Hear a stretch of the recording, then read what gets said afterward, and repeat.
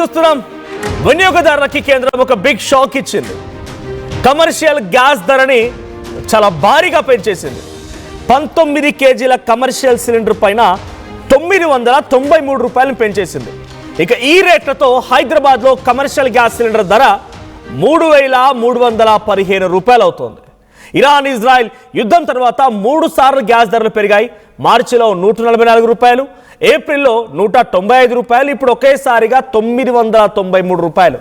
ఇప్పటికే 144, 195 పెరిగితేనే ఒక్కో టిఫిన్ మీద 10 రూపాయల చొప్పున వసూలు చేస్తున్నారు టిఫిన్ సెంటర్ల యాజమాన్యాలు. అఫ్కోర్స్ వాళ్ళకు కూడా చాలా తీవ్రంగా నష్టం వాటిల్లుతుంది.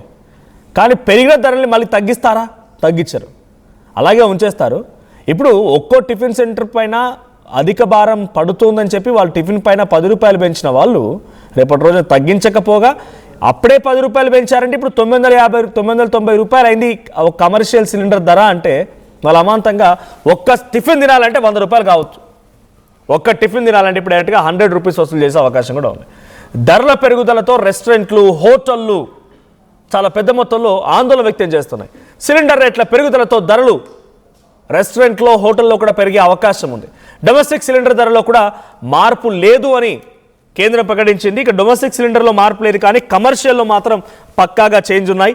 సో ఆ చేంజెస్ ఏంటి అని అంటే 993 రూపీస్ ఒకేసారి సుమారుగా 1000 రూపాయలు పెంచేసి ఈరోజు కమర్షియల్ సిలిండర్ ధర 3,315 రూపాయలు పలుకుతోంది.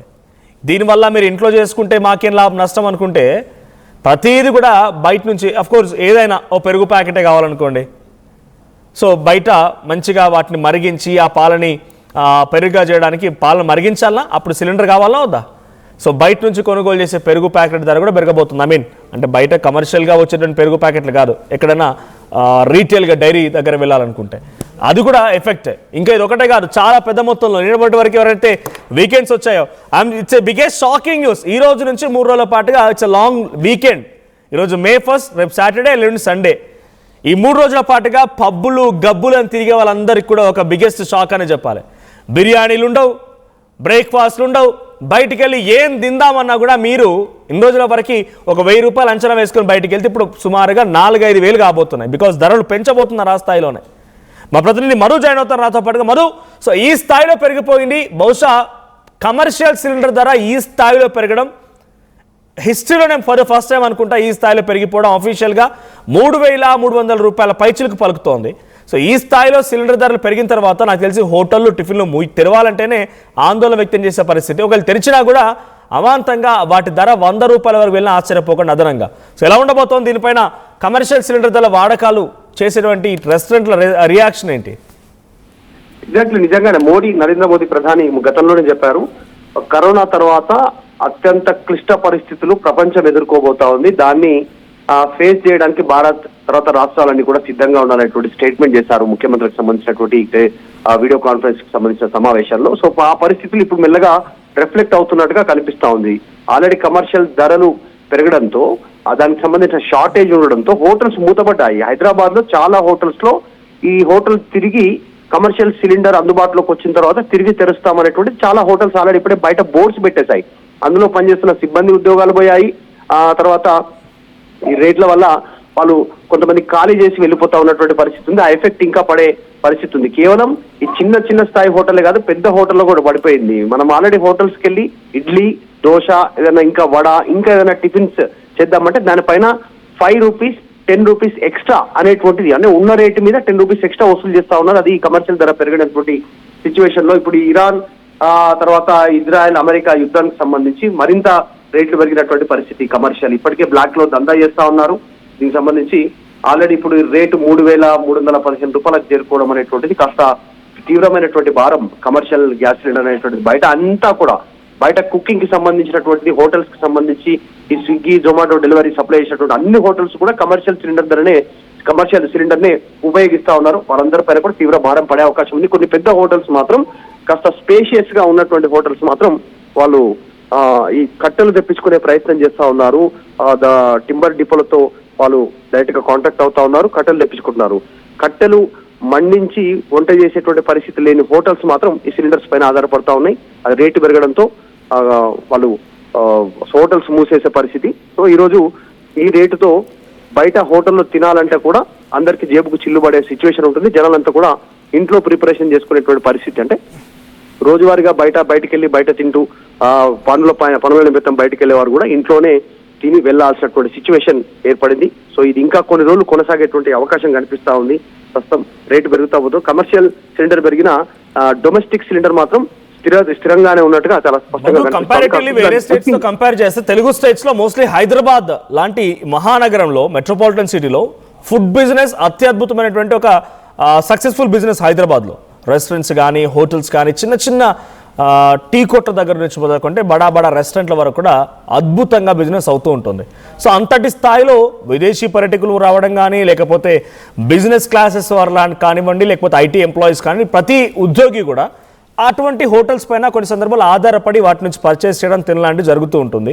ఇప్పుడు ఆ హోటల్స్ 1-2 రోజులు గతంలో కూడా ఇదే మాదిరిగా హోటల్స్ మూతపడితేనే ఎంతో స్థాయిలో ఒక భారీ నష్టం వాటిల్లింది ఆ హోటళ్ళకి. హైదరాబాద్ కూడా అస్తవ్యస్తంగా మారిపోయింది. అంటే బయటికి వెళ్ళిన వారు, బ్యాచిలర్స్గా ఉన్నవారు, హాస్టల్స్లో ఉన్నవాళ్ళు అంతా ఆశ్చర్యానికి గురయ్యారు, ఒక ఆందోళన వ్యక్తం చేశారు. ఇప్పుడు ఏకంగా ధరలు అమాంతంగా పెరిగిపోయి అది కూడా అందుబాటులో లేకపోయినటువంటి కొన్ని సిలిండర్లు కూడా.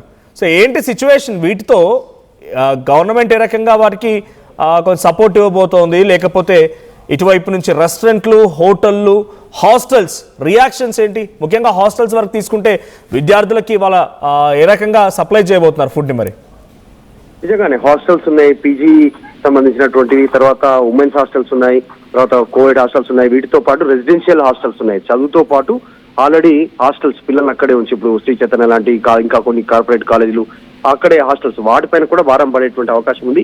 Rate Indian oil corporation, Bharat petroleum, Hindustan petroleum వీళ్ళంతా కూడా పబ్లిక్ సెక్టర్ లో ఈ ధరలను కేటాయించేటువంటి సిచ్యువేషన్ ఉంది.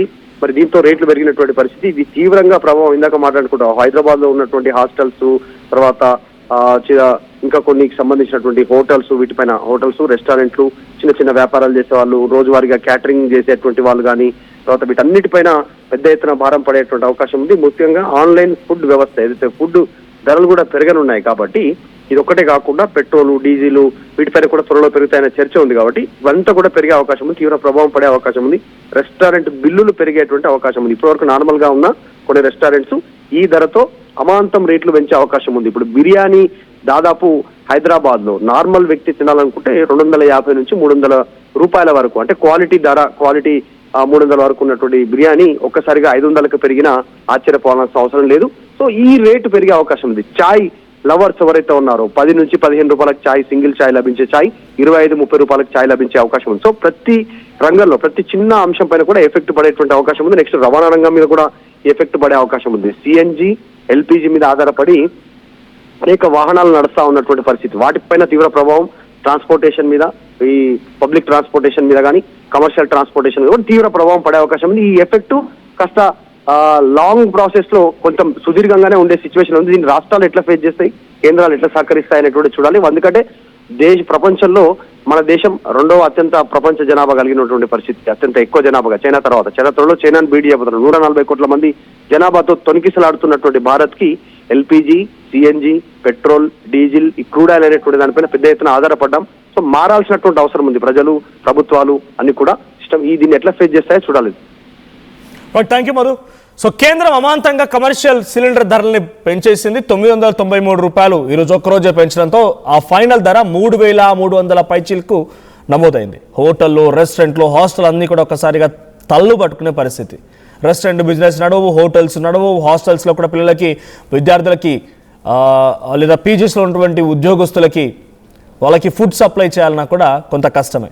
సో ఈ ప్రభావం చాలా తీవ్రంగా ఉండబోతోంది. సో ఇప్పుడు పెరిగినటువంటి ఈ సిలిండర్ ధరలతో అటు వ్యాపారస్తుల రియాక్షన్ ఏంటో చూడాలి.